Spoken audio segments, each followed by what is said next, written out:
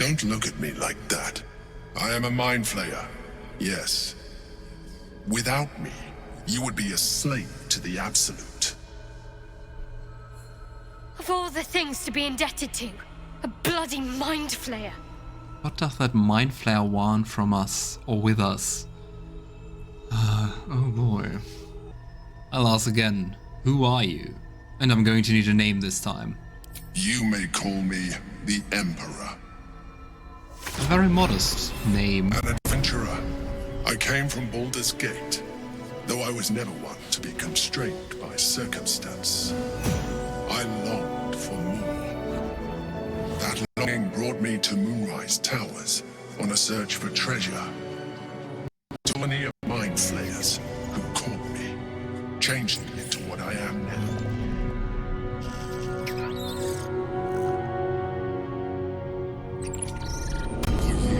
I served the Elder Brain, the one you know as the Absolute. I was a thrall like any other, but I was fortunate. I broke free and started a new life in my old city. I sustained myself on criminals, unglamorous, kind of like Amalgam. Rarely missed, and they fueled me while I did my work. I had the good fortune to meet Duke Stelmane. We formed a partnership, and through her, I became the governing force behind the Knights of the Shield, the largest mercantile operation in Baldur's Gate. People referred to me as the Emperor. Such was my influence, though of course they had no idea what I really was. My needs were sated. I was happy for a while, until my true nature was discovered by the tyrant himself, Lord Gortash. He tore me from my home and brought me back to the Brain, where I became a slave once again. A slave he continued to call me Emperor. The name was intended as a slight, to remind me of the heights from which I fell. But I have grown fond of it. It encapsulates well who I've become. Okay, so many questions. How did he break free to begin with? Why does he have memories about his life as a non-Mind Flayer? Aren't Mind Flayers like... I mean, we know they don't have souls. And like they are parasites, so I always kind of assumed that as a Mind Flayer, you don't know anything from the person you used to become a Mind Flayer, to grow. I don't know. Weird. And I mean, how did he break free? And then... Weird. Weird. Yeah, and as you say, Alistair, also with the scenes we saw, it looked so obvious that he's definitely not humanoid.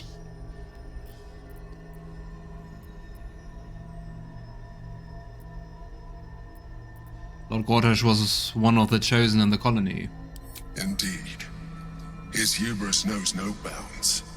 To enslave me, that was his nature. But to enslave an Elder Brain, a questionable decision. I shall look forward to sharing his downfall with you.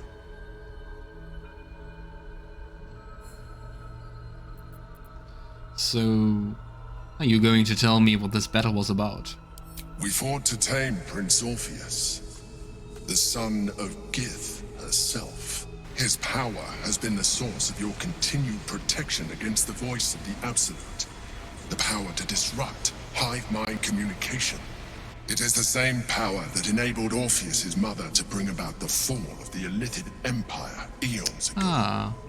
A power she passed on to him, and that I leveraged for you. When Orpheus' mother left, a usurper took her place. Blackith declared herself queen of the Githyanki. Blackith wanted his power, but Orpheus rose against her, and so she sealed him and his honor guard within this prism.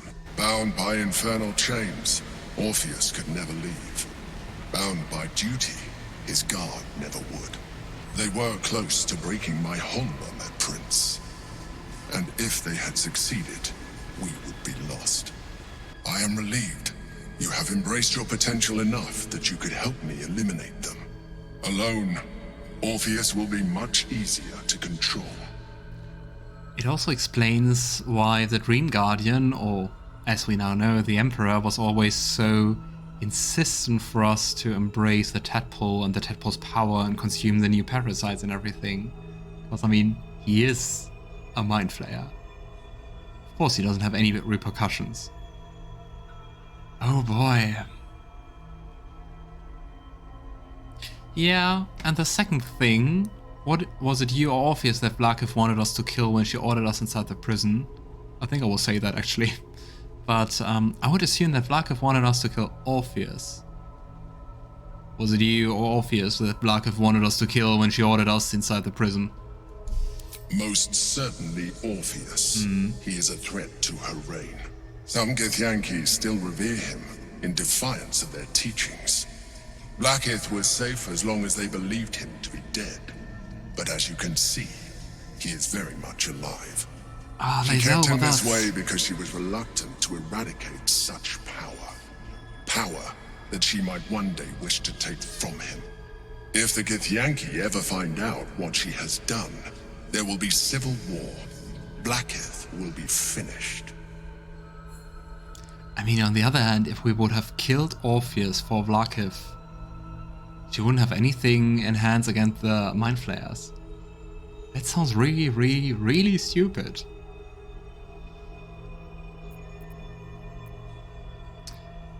How did Gorgeous and the other Chosen find out about the Astral Prism? A very good question. One that I have been unable to answer. That Orpheus lives at all is ruinous to Vlaakith. She has done everything in her power to keep his existence a secret. That Gortash and the Chosen found out about it. This is impossible to explain. But it was important enough to them that Gortash sent me to retrieve it. The moment I found it, I felt a change. My free will returning. I followed the feeling inside and found Orpheus. I realized what the prism was for. Containment. While my body was within the prison's bounds, my mind was free. I could resist the Elder Brain, the Chosen. Better yet, I could plan to overthrow them. All I needed to do was subdue Orpheus and find allies in the outer world. You. Fascinating. Another thing I wonder, you will hear lots of me talking and hypothesizing. We had the option to kill the Dream Guardian. Would have really killed that the Emperor? Because I mean, from what he tells us, or they, I guess, or they tell us, then we wouldn't get to keep Orpheus there, so we wouldn't get any protection. So either something that doesn't add up, or would have been game over. I don't know. And I still wonder, like, what's his goal? What's his aim? Is it just freedom? What does he want for himself, for themselves? See, do Mindflayers have gender? I don't think so. What happens if we free Orpheus? That would be a terrible idea. The moment he is free, he will attack you. Your only defense would be to kill him, and in so doing, you would doom us both. Even though he is subdued, you feel Orpheus's revulsion, a pulsing hatred that cannot be contained. The Emperor is telling the truth. To him, you are just another wretched illithid. You carry a tadpole. As far as Orpheus is concerned, you are already a illithid, a sworn enemy, just like me.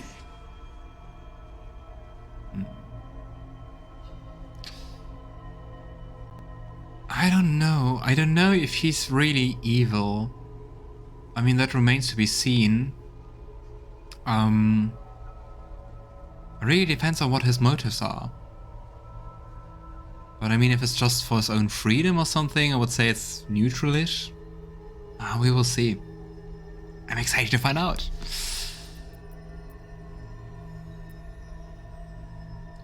The more I talk to you, the less you seem like a Mindflayer.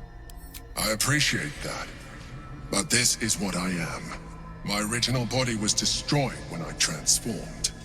When I first escaped the Elder Brain, I searched for a new vessel.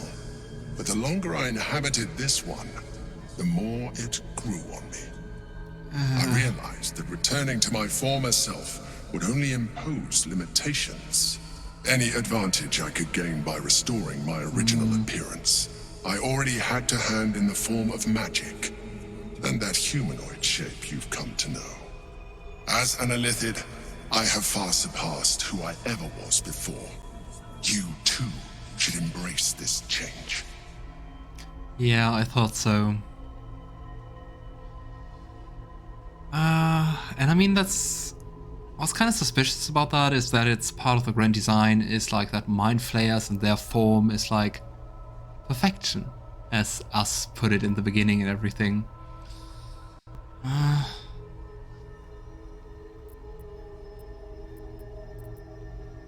trying to avoid becoming a mind flayer. I thought you'd agree to protect me. I believe we'll have a better chance of defeating the Elder Brain if you embrace your latent Illithid potential. I've been studying you for a while now. I believe I can trigger the next stage of your tadpole's life cycle, while continuing to preserve your independence. You have seen what I can do. You believe Imagine you yourself can. with the same strength, the same intelligence, the same devastating beauty. If you let me, I can evolve you. Let me think about that. Nope. I mean, I would be very, very curious to see what it does. Because like so far, I don't know if anything would have changed if I like used all the tadpoles. I'm really curious to see that in a later playthrough. But yeah, Garon would definitely disagree.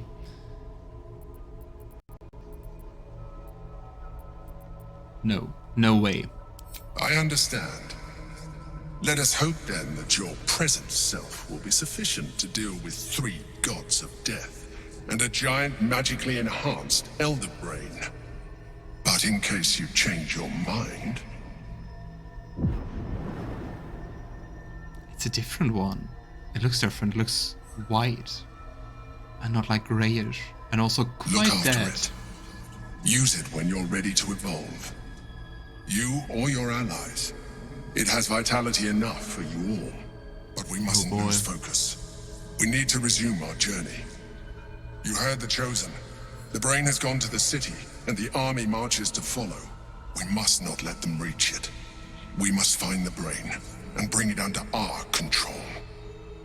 That's also interesting. It's not like we must destroy the brain. We must bring it under our control.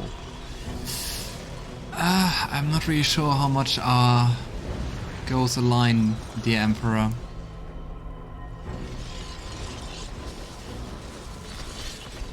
Also, this looks vile with the tentacles.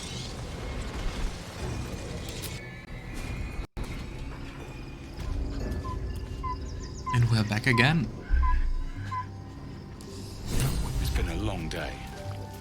I'll need to rest soon. We're going to do that.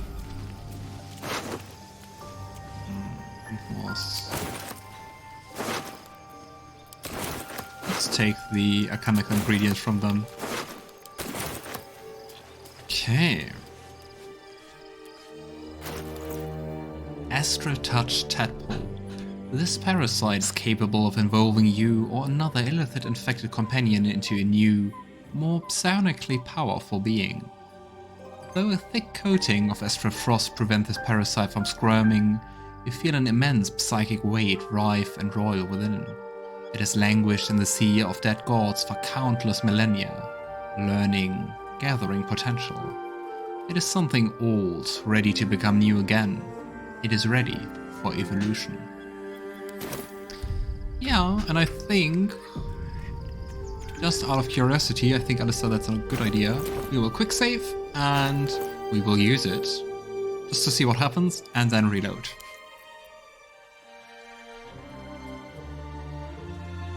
Life pulses from within.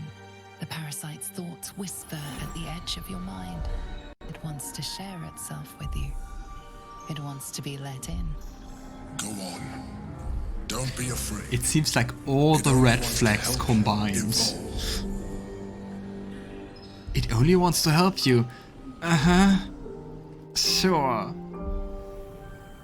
And we have multiple options. We can open our mind to it. We can eat it. What the heck? We can drop it on the ground and crush it. Ooh, we can detect thoughts to probe at the tadpole's intentions. Let's do that. Come on.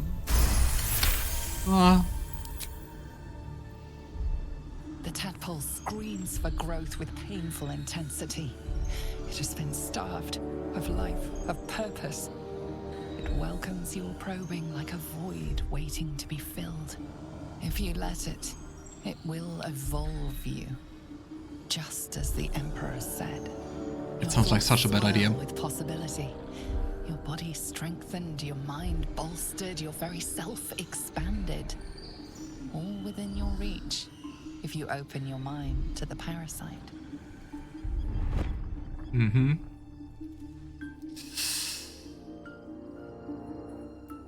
Yeah, as I said, just out of curiosity, Garon opens his mind to it. A coldness seeps through your veins as the tadpole awakens, its yearning almost unbearable. Your mind is a veritable feast. The tadpole's essence courses through you. Where it touches, your flesh, glands, organs contract and flood with pure thought. And we change, You feel visibly. different. Your body has never felt more connected. Your mind present in every flex of a boy. joint or muscle.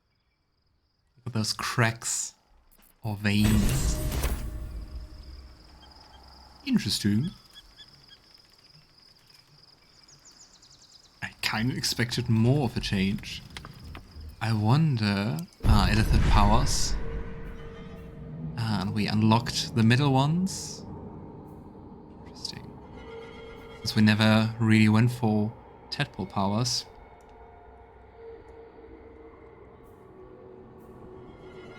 Color the weak, might blast. Oh boy. Garon, partial illithid. We could also give it to other companions. Have a lot on my mind. Anyway, let's reload. Well, in it.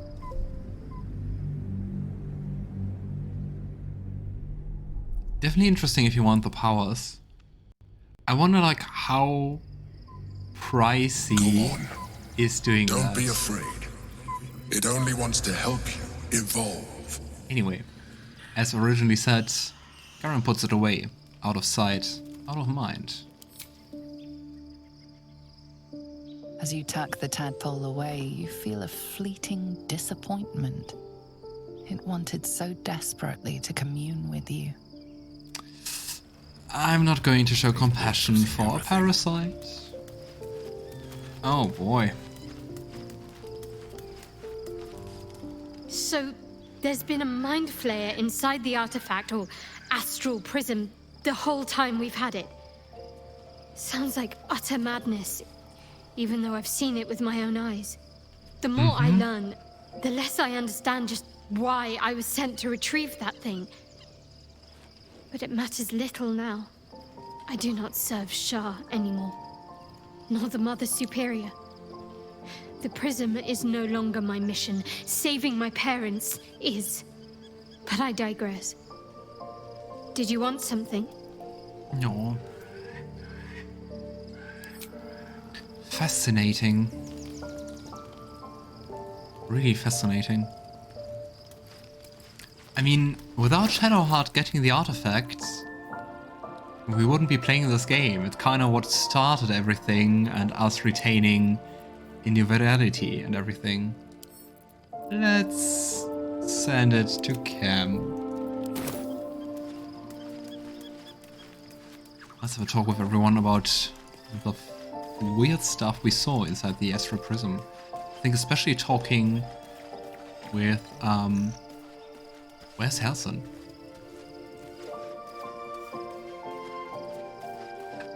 We can just see our companions in our party. Everyone else is, I don't know, framing a party.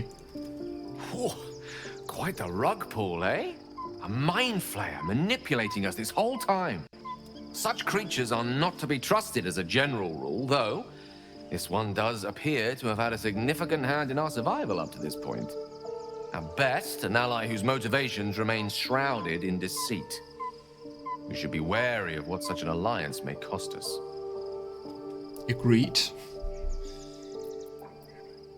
The nice thing about Gale, he always seemed very level-headed. And we could ask everyone to take the Astral tadpole. Why Gale that? I mean, it was just the at best case. I want to speak about us for a moment. There's nothing that would give me greater pleasure. How are you feeling? More excited than I've been in months. I can't tell you how that's curious different. I am to learn more about the crown controlling that elder brain. Believe me when I say how important this could be for me, for both of us. Potentially life-saving, so long as we can learn how it could be taken and used. I mean, on the one hand, I can completely understand and want to support him in finding out, like, how to survive. On the other hand, it sounds like the first path to a potential disaster.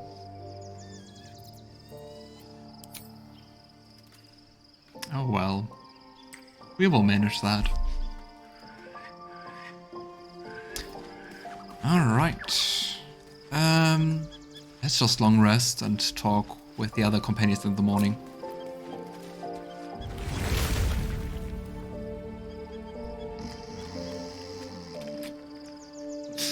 Suddenly mud.